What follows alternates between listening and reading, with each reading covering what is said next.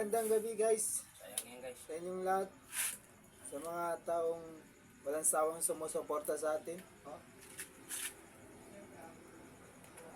Kakain na naman tayo ngayon guys.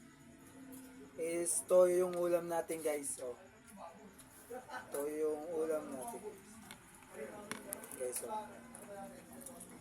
Toyo guys. Tuyo lang, tsaka sibuyas. Buyas.